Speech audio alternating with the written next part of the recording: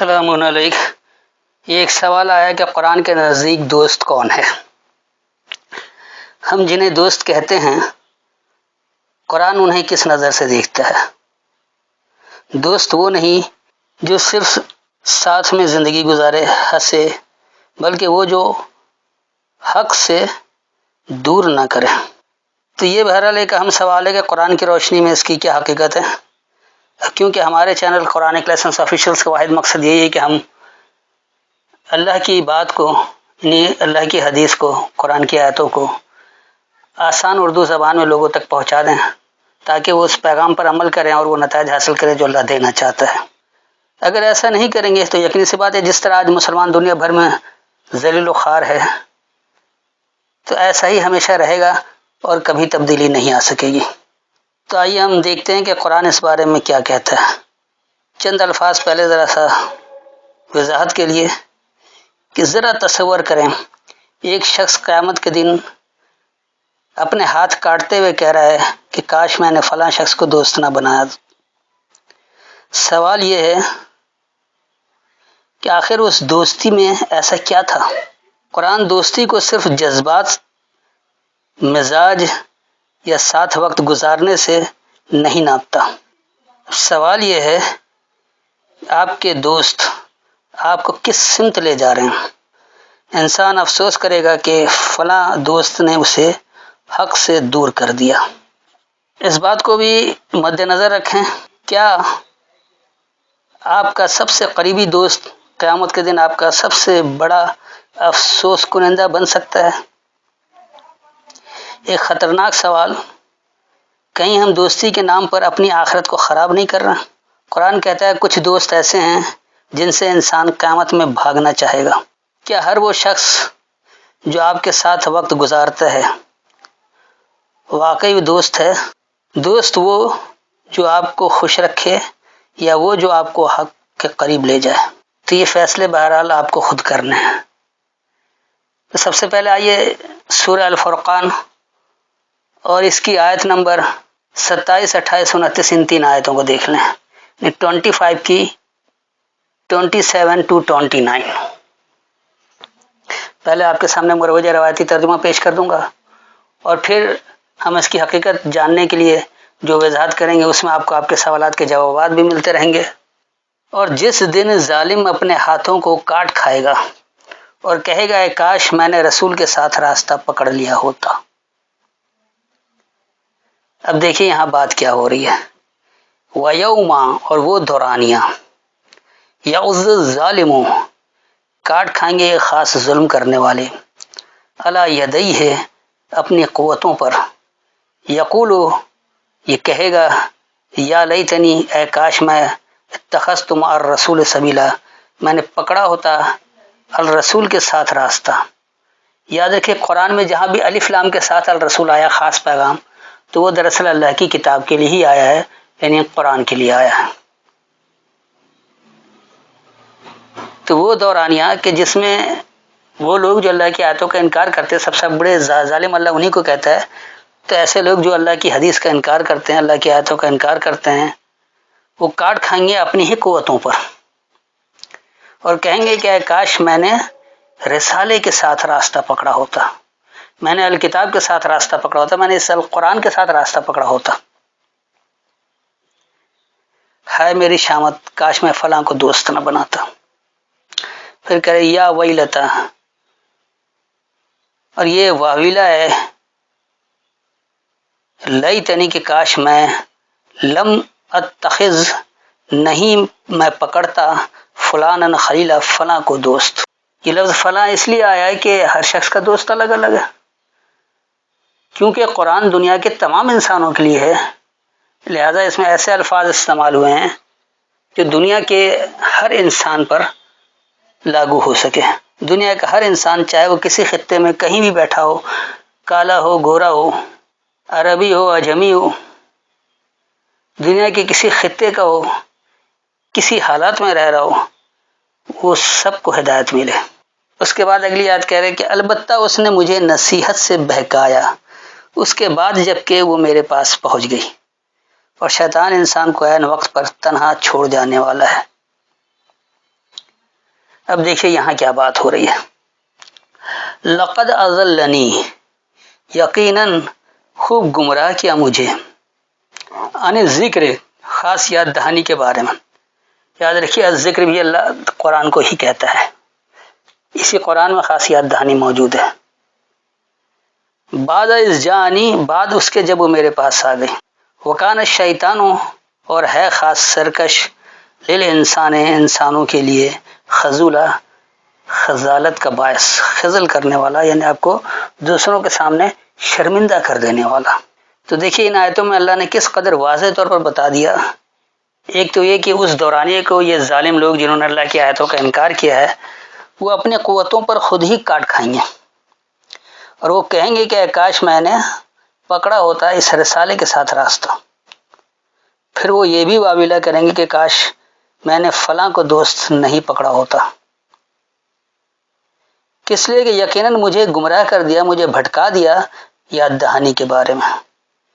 اور اس کے بعد جب وہ میرے پاس آ گئی، آپ دیکھ لیں آج بھی آپ خالص قرآن کی بات کرتے ہیں، یہ ہدایت پہنچتی ہے تو جو مسلکی دوست ہوتے ہیں، جو فقہ کے دوست ہوتے ہیں، جو کسی امام کے دوست ہوتے ہیں، ایک ہم خیال بنانا چاہتے ہیں، یعنی وہ لوگ جو اللہ کے ساتھ غیر اللہ کے کلام کو شرک کر کے باتوں کو سمجھتے ہیں اور اسی کو حق سمجھتے ہیں، چاہے وہ صحیح اربع کا سہارا لیں یا صحیح ستہ کا سہارا لیں، چاہے وہ سنت کے نام کا سہارا لیں یا روایات کے نام کا سہارا لیں، چاہے وہ اماموں کے اقوال کے سہارا لیں یا وہ فقہ کا سہارا لیں، تو وہ سب ایسے ہی ہوتے ہیں کہ وہ لوگ گمراہ کرتے ہیں خاص یاد دہانی کے بارے میں کہ صرف قرآن کی بات کرو، اللہ نے حکم دے دیا تفصیل تو فلاں کتاب میں دیکھو.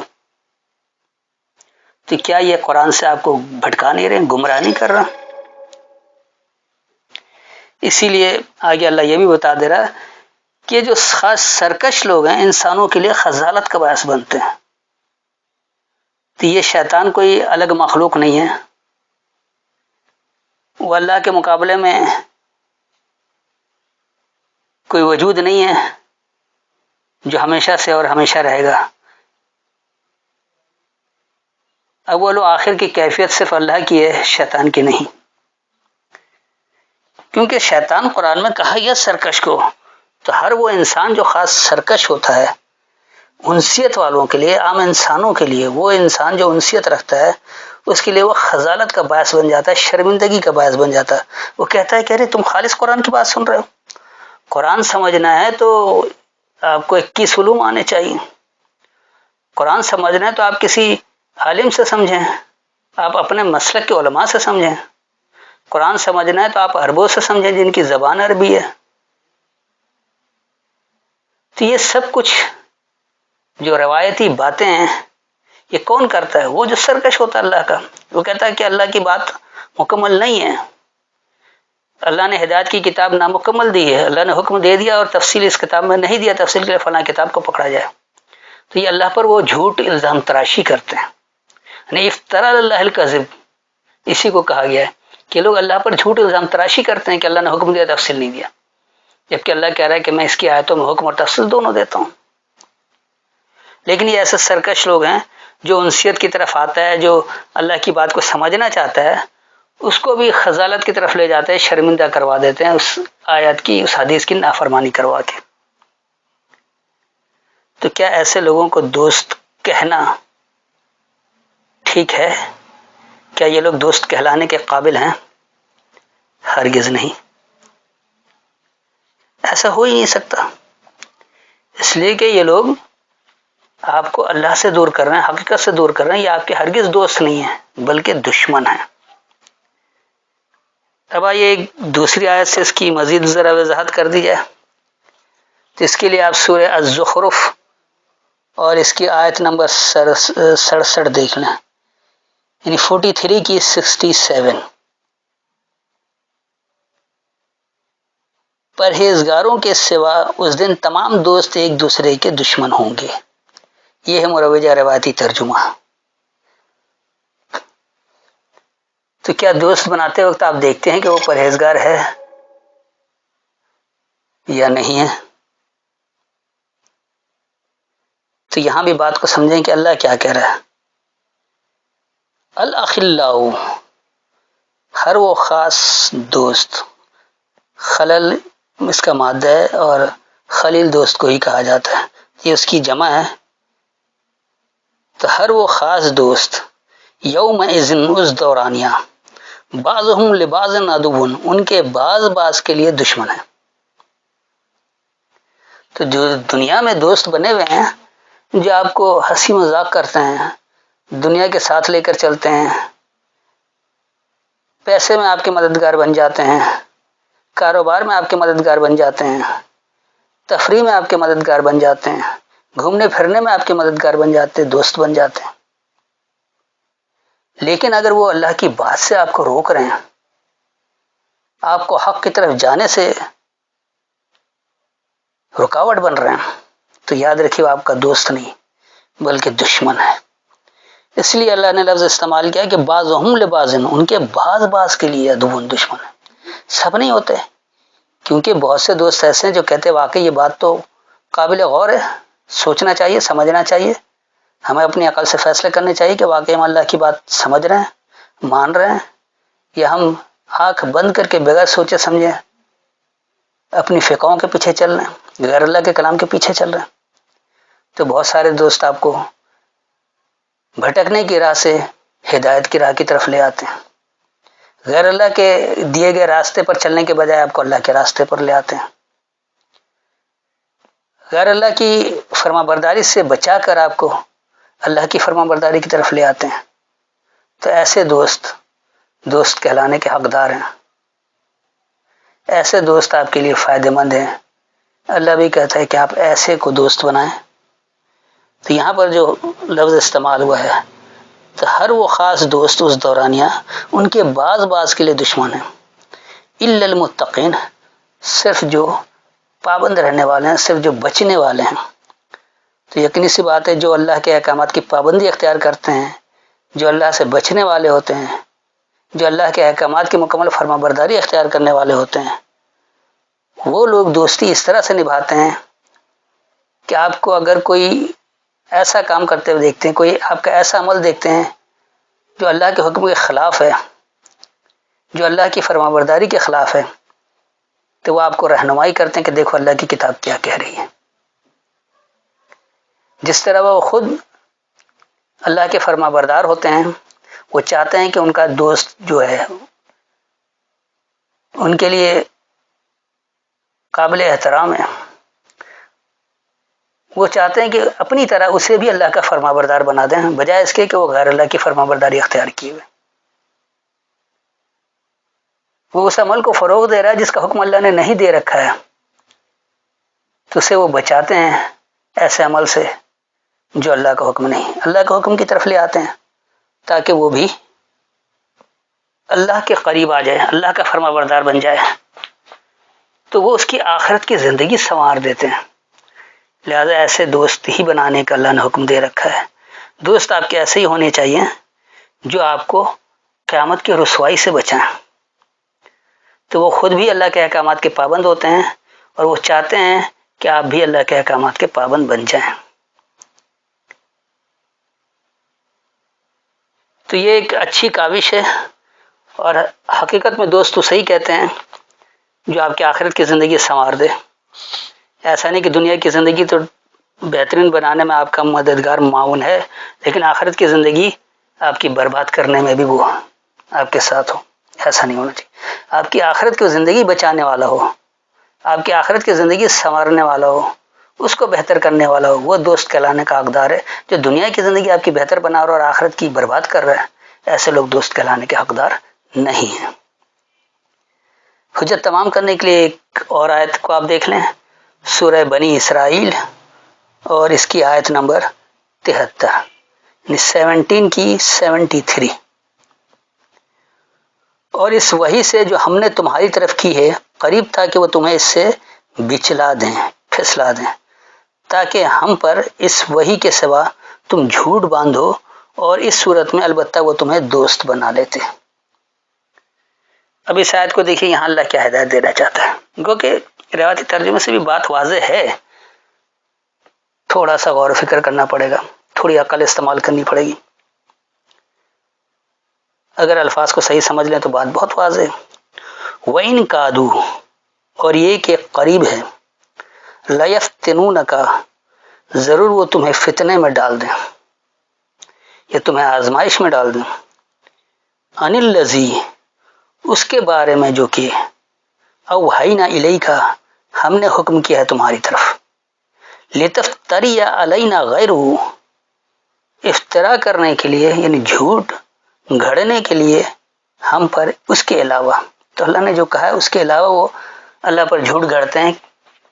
مثال کے طور پر اللہ نے آپ کو کہا کہ اللہ کا قرب حاصل کرو، یعنی اللہ کے احکامات کی مکمل فرمانبرداری اختیار کرو، اور اس کے لیے متعدد مثالیں دیں، لیکن آپ نے ابراہیم کی سنت کے نام پر جانور کو ذبح کرنا، اس کو آپ نے اللہ کا حکم قرار دے دیا، جبکہ نہ ابراہیم نے کوئی جانور ذبح کیا اور نہ کوئی مینڈھا آیا۔ یہ قرآن کی بات نہیں، یہ سب روایتی کہانی ہے۔ تو آپ کو اس پر متعدد درس دیا جا چکا ہے، اس حوالے سے آپ دیکھ سکتے ہیں۔ کوئی ایک آیت ایسی نہیں پیش کرتے جہاں ابراہیم نے واقعی کسی جانور کو ذبح کیا ہو یا خود اپنے بیٹے کو بھی ذبح کیا ہو۔ تو یہ سب کچھ آپ افترا کرتے ہیں، گھڑتے ہیں اس کے علاوہ جو اللہ نے نہیں کہا۔ تو ایسا عمل جب آپ اللہ کا نام لے کر وہ عمل کر رہے ہوتے ہیں جس کا حکم اللہ نے دیا ہی نہیں، تو آپ خود اپنے آپ کو آزمائش میں ڈال لیتے ہیں، فتنے میں ڈال لیتے ہیں۔ وَإِذًا لَّاتَّخَذُوكَ خَلِيلًا، اور جب ضرور وہ تمہیں پکڑ لیں دوست۔ تو ایسے جو دوست ہوتے ہیں کہ آپ خالص قرآن کی بات کریں تو وہ کہتے ہیں تمہاری میری دوستی ختم، میں دنیا کے ہر معاملے میں تمہارا ساتھ دینے کے لیے تیار ہوں، تمہارے لیے لڑنے کے لیے تیار ہوں، تمہارے لیے پیسہ خرچ کرنے کے لیے تیار ہوں، تمہارے ساتھ تفریح کرنے کے لیے تیار ہوں، تمہاری ذمہ داریوں کو اپنی ذمہ داری بنانے کے لیے تیار ہوں، لیکن تم یہ خالص اللہ کی بات نہیں کرو، جس طرح ہم غیر اللہ کی تباہ کر رہے ہیں، جس طرح ہم اللہ کے کلام میں غیر اللہ کے کلام کی ملاوٹ کر کے باتوں کو سمجھ رہے ہیں اور اس پر عمل کر رہے ہیں۔ یعنی ہم نمازیں پڑھ رہے ہیں، ہم ٹیکس کے نام پر زکوٰۃ دے رہے ہیں، ہم حج یاترا بھی کر رہے ہیں، ہم بھوکے پیاسے رہ کر اس کو روزہ کا نام بھی دے رہے ہیں، تو یہی عمل تم بھی دہراؤ، یہ اللہ کے کام ہے، تو پھر تو میری تمہاری دوستی رہے گی، وگرنہ نہیں۔ تو ایسے لوگ جو خود بھی اللہ پر جھوٹ گھڑتے ہیں، جو اللہ کی بات نہیں اسے اللہ کی طرف منسوب کرتے ہیں، بلکہ آپ کو بھی اپنا ہمنوا بنانا چاہتے ہیں، تو یہ دوست کہلانے کے لائق نہیں ہے۔ لیکن اگر آپ ایسا کر لیں، آپ نے اللہ کی بات کو چھوڑ دیا، آپ قرآن سے اس کی اپنے عمل کی تصدیق کرنا آپ چھوڑ دیں اور ان غیر اللہ کی باتوں کو اپنا لیں جو اس نے اپنایا ہوا رکھا ہے، تو پھر وہ آپ کو ضرور بہترین دوست بنا لیتا ہے کہ ہاں اب تم میرے ہم خیال ہو۔ تو یاد رکھیے، اگر آپ دنیا کے لوگوں کی خوشنودی چاہتے ہیں تو آپ تباہی کی طرف جا رہے ہیں۔ آپ کو اللہ کی خوشنودی چاہیے، چاہے ساری دنیا اس کی مخالف ہو، جیسے ابراہیم نے کیا تھا۔ اللہ ابراہیم کی مثال اسی لیے دیتا ہے، ابراہیم کے عمل کی اتباع کا حکم اس لیے دیتا ہے کہ ابراہیم نے تمام دنیا کو چھوڑ دیا، باپ کو چھوڑ دیا، سب کو چھوڑ دیا، لیکن اللہ کی فرمانبرداری اختیار کیا کہ اللہ کی بات ایک طرف، ساری دنیا ایک طرف، میں تنہا بھی اللہ کا ماننے والا ہوں تو تنہا اللہ کی بات مانتا رہوں گا۔ تو یہ ہے اللہ کی فرمانبرداری کہ دنیا کچھ کہہ رہی ہو، آپ کو اللہ کے احکامات کی فرمانبرداری اختیار کرنی ہے۔ آپ اللہ پر کوئی الزام تراشی نہیں کریں گے، آپ وہ بات نہیں کہیں گے جو اللہ نے کہا ہی نہیں، کہ پھر آپ کو وہ دشمن اپنا دوست بنا لے کہ آپ لوگوں کی خوشنودی کے لیے آپ اللہ کے نافرمان بن جائیں۔ ایسا ہرگز نہیں ہونا چاہیے۔ ایسا کریں گے تو اس کے نتائج بھی آپ ہی غلط بھگتیں گے۔ اب آخر میں آپ سے سوال ہے، عام دوستیاں وہ ہے جو ان کی دوستی ایسی ہے کہ بعد میں دشمنی میں بھی بدل جاتی ہے، سوائے ان لوگوں کے جو تقوی اور صحیح مقصد پر قائم تھی۔ یعنی آپ ایسے دوست بناتے ہیں جو تقوی پر اور صحیح مقصد کے لیے ہو تو وہ دوستی تو ہمیشہ برقرار رہتی ہے، لیکن اگر آپ دنیاوی مفاد کے لیے دوستی کرتے ہیں تو وہ کبھی دشمنی میں بھی بدل جاتی ہے، اور اکثر ایسا ہوتا ہے۔ تو اگر آج ہماری صحبت، سوچ، عادت اور فیصلے بدل رہی ہے تو کیا ہم واقعی دوست لوگوں کے ساتھ ہیں؟ اگر ایک دوست آپ کو ہنسائے بھی، آپ کے ساتھ زندگی گزارتا بھی ہو، آپ کے ہر معاملے میں ساتھ ہو، لیکن حق سے دور لے جائے تو کیا وہ واقعی دوست ہے؟ کمنٹ میں اپنی رائے ضرور دیجیے۔ اگر آپ کی بات اللہ کے احکامات کے تحت ہوئی، اس کی تصدیق قرآنی آیتیں کر دیں تو ہم بھی اس کی روشنی میں اپنی اصلاح کر لیں گے، وگرنہ آپ دوست بنانے میں یہ احتیاط ضرور برتیں کہ آپ کو کوئی حق سے اللہ کے راستے سے دور نہ کر دے۔ امید ہے مکمل وضاحت ہو گئی ہوگی۔ پھر بھی اگر کوئی تشنگی ہو، ذہن میں کوئی سوال چبھ رہا ہو، کوئی بات سمجھ میں نہ آئی ہو، تو آپ آیت کا حوالہ دے کر دوبارہ سوال کر سکتے ہیں۔ السلام علیکم۔